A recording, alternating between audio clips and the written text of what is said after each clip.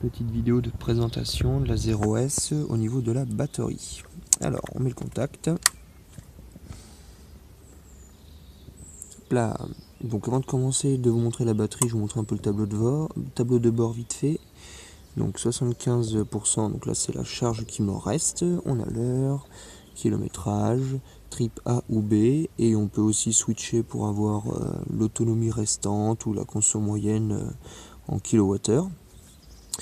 Output regen, donc ça c'est quand on consomme, quand on prend consomme de l'énergie, hop, ça monte, ça veut dire qu'on en dépense, et quand on freine, donc on récupère sur le frein moteur, donc on gagne de l'énergie.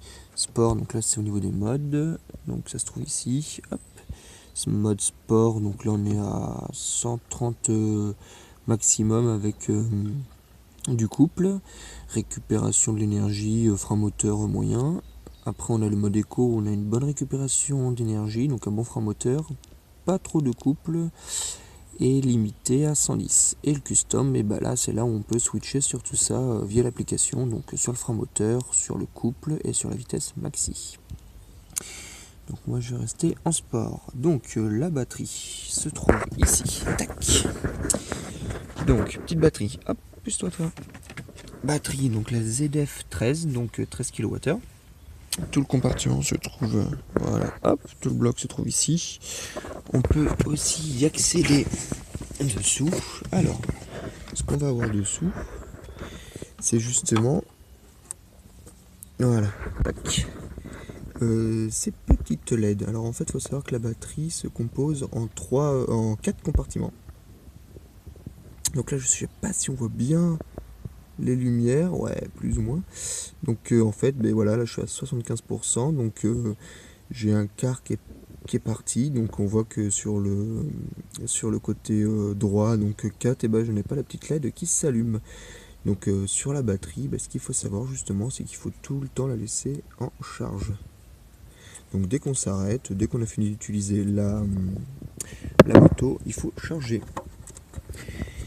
Petite chose aussi dessous là que j'ai découvert, hop, donc ça va être sûrement pour accéder, brancher un petit moniteur dessus pour accéder plus en détail à la batterie électrique. Donc la batterie, hop là, chargée à 100%. Chargé à 100%, donc en faisant de la 4 voies du centre-ville en mode sport, donc en ne faisant pas du tout attention à la consommation, hein, je joue pas du tout pour le moment à la récupération d'énergie, à faire attention. Je roule donc 160 km, donc on va dire à fond entre guillemets quoi. La batterie, donc il faut savoir qu'il ne faut donc pas la laisser décharger plus de 24 heures, donc dès que vous rentrez à la maison on charge. Que de 0 à 100%, il faut compter 8 heures de chargement, ce qui est quand même pas mal.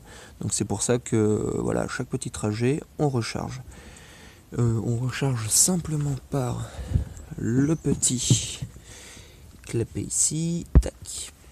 Alors ça, attention, il faut bien le mettre dedans, l'enfoncer, parce que plusieurs fois ça m'est arrivé qu'il tombe, hein.